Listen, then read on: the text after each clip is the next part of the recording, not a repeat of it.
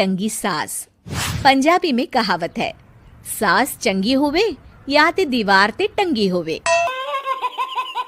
संगीता की शादी भी एक ऐसे ही घर में होती है जहां उसकी सास दीवार पर टंगी होती है। ससुर और पति शादी के पहले दिन उसे सास के फोटो के सामने ले जाते हैं, जहां ससुर जी कहते हैं, बेटा बेटा संगीता, ये तुम्हारी सास थी, बहुत नेक और भली, लेकिन थोड़ी गुस्सैल थी। गुस्सा आने पर सब तहस नहस कर देती थी, पर अब ये इस दुनिया में नहीं है।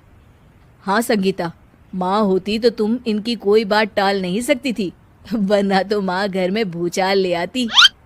संगीता मन में खुश होती है कि अच्छा है कि ऐसी औरत अब इस घर में नहीं है।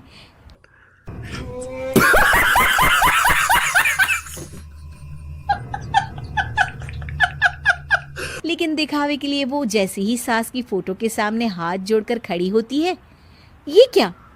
सास उसे देखकर मुस्कुराने लगी। संगीता आंखों को मलकर एक बार फिर से देखती है, लेकिन फिर सास के चेहरे का भाव, भंगिमा यानी एक्सप्रेशन बिल्कुल बदले होते हैं।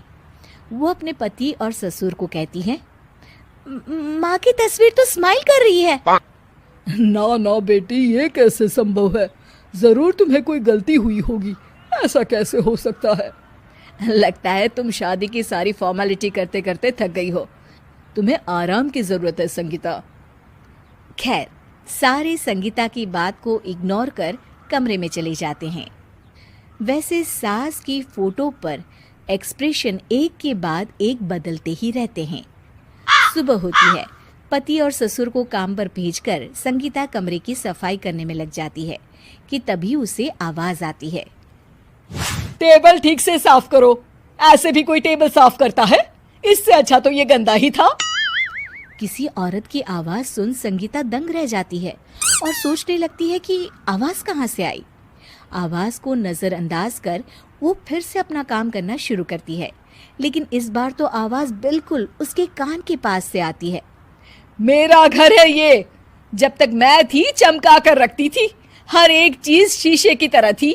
तुम्हें तो ना सफाई आती है ना कुछ पता है। क्यों तुम्हें मेरे घर की जिम्मेदारी दे दी गई है? पता नहीं तुम में मेरे बेटे को क्या दिखाई दिया। मैं होती तो एक से बढ़कर एक लड़कियों की लाइन लगा देती। अब संगीता को समझने में देर नहीं लगी कि ये आवाज किसी और की नहीं बल्कि उसकी सास की है, जो दीवार पर टंगी है। वो उसके पास जाती है और कहती है, नमस्ते सासू माँ, मुझे तो कल ही लग रहा था कि दीवार में कुछ काला है।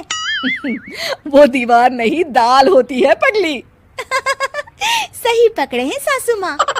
तो क्या हो गया आपको जो आप यहाँ भी चैन से नहीं बैठी हैं? सुना मैंने आपका व्यवहार काफी गुस्से वाला था। चुप रह तू, ज्यादा बकर बकर ना कर। घर का काम करना तो आता नहीं, आई है मुझसे बहस करने। हाँ देखिए सासू माँ, मैं आपसे साफ साफ कह देती हूँ, मुझसे पंगा लेने की कोशिश मत करिएगा। तभी पीछे से संगीता का पति आता है। अरे संगीता, किससे बात कर रही हो? कौन है वहाँ? संगीता की सास की फोटो फिर से पहले जैसी हो जाती है। आपकी माँ से कह रही थी कि मुझे काम करना आता। अरे संगीता, माना सास के ताने हर बहू को अच्छे लगते हैं, लेकिन यहाँ तो माँ है ही नहीं। तुम तो फोटो से ही तुम भी लाजवाब हो संगीता। किसी को विश्वास नहीं होता कि संगीता अपनी मरी हुई सास की फोटो से बात करती है। वहीं आए दिन संगीता की सास संगीता को किसी न किसी बात पर आते जाते ताने देती। संगीता को भी अब सास के तानों और उनसे बात करने की आदत हो गई। वो कभी खानदान की कहानी तो कभी तीज त्योहार कैसे मनाए या किसी व्यंजन की रेसिपी सास से ही पूछती। सारा दिन घर में अकेली संगीता की सास अब उसके लिए तानों के साथ पक्की साथी की तरह भी रहने लगी थी, जो किसी और को नहीं बल्कि संगीता को ही सुनाई देती। तो देखा आपने, सास बहू का रिश्ता हर रिश्ते से ऊपर होता है, फिर चाहे वो खट्टा हो या मीठा।